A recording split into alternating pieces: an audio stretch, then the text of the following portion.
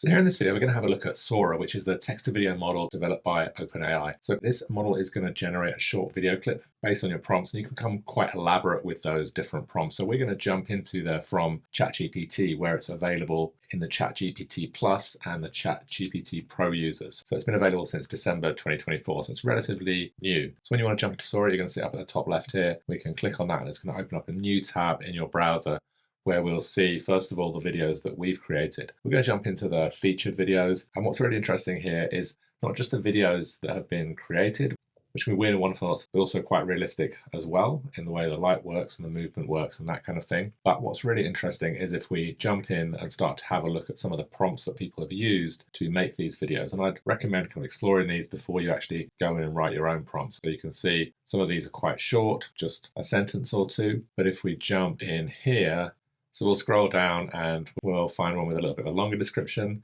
So you can see here this short video. If we click on the prompt, you can see what's been written here. So quite a lot of detail to create this video. And we can do a couple of different things here. So we can click here and actually generate out, if we have the package, a new version of this video from the prompt. So you can see at the moment, the package I have, I can go up to 720p, which is the kind of smallest version of HD that you can get. I can change the video aspect ratio, and I've also got some other options for changing the preset or the look and feel of that video. Also got some options for the duration of the video. So at the moment with my package, I can create a 5-second video, but you can see you can go and create some different length videos from 5 to 20 seconds. And then also we can create different numbers of versions of this video. So when we run this prompt, you'll see a different number of versions popping up. So if we just rerun this prompt, what you'll see up at the top right is that we'll get the activity pop up. At the moment, it's queuing that video, preparing it, and it will create our own version of this video with the same prompt that was used by this other user as well.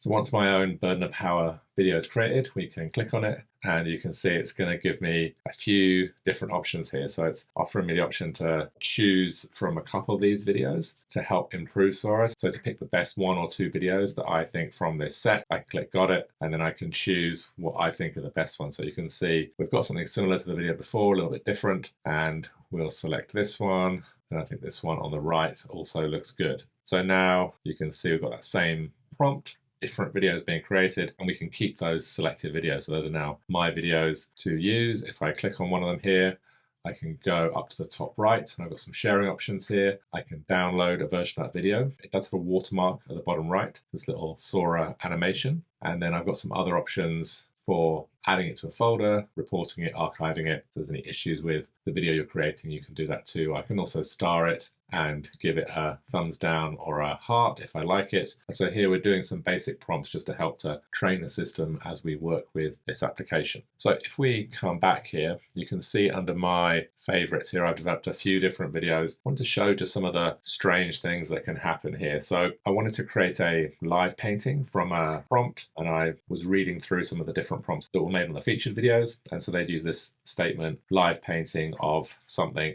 And that had actually, for them, created a live painting where the person in the painting was moving. But here it created a video of the person painting a painting rather than the painting itself being live. So I worked through the prompts. I had this statement about creating a live painting from this character, Moliere, playing the role of Caesar in the death of Pompey. And also kind of generated some other information about that just to give this background for Sora to generate my short video from. So it took a little while and a few different prompts, some adaptations to actually get some interesting things happening in that video. So you can see here, I wanted to have a little bit of movement in the head. The first video was kind of very static and didn't really move around a lot. So to get that to do that, I had to get a bit more in depth with my prompt. So I started to work on that and talk about how the camera would focus in on a specific part of the body, so the head and shoulders, and then also adding in this note about the head moving. And gradually just running this a few different times, making slight adjustments till I ended up with something that I liked. So this nice kind of pan of the camera, very slow, and then that movement of the head up. So a little bit of time spent trying to work with and generate the video. But again, through these kind of more complex prompts. I then wanted to create a kind of desert scene of some motorcycles. And however many times I asked Sora not to include helmets, it wouldn't do that. So there's some strange things happening here. The snake's moving a little bit strangely. In this video, the bikes are moving pretty nicely and the sound is pretty realistic. In a couple of the other ones that I made, there's a couple of moments where the bikes look like they're moving through one another. So you can see as this loops, the bike in the very background here kind of moves through the other bike. So it's not quite working as perfectly. So you can see you've got to work with and develop and generate different versions of these videos.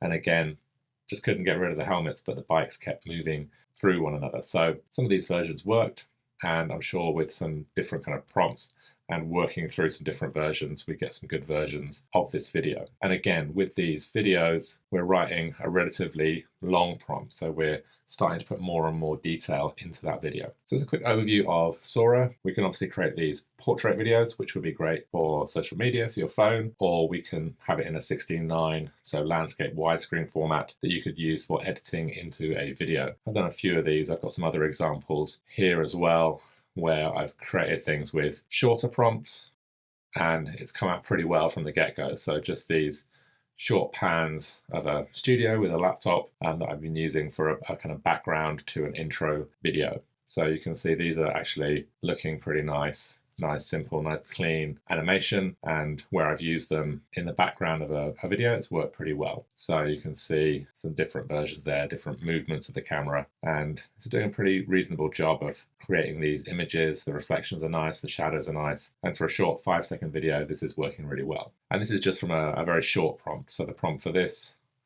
is I want to make a pan of a laptop on a desk in a New York studio. And it's created a couple of good different versions for that. And then I've been able to download it and use it in a couple of videos online.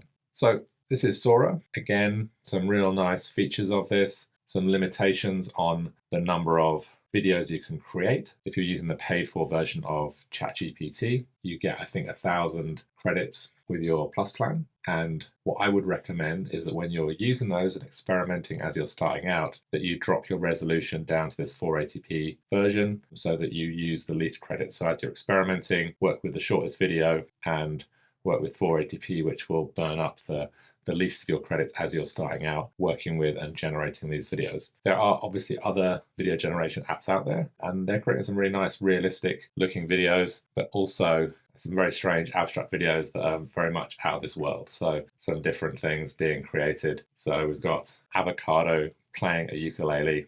Who wouldn't want that video? But again, experiment with, play with these video tools, and I would love to see your experiments, but also know what you think about these new AI tools that are coming out for working with and creating video content.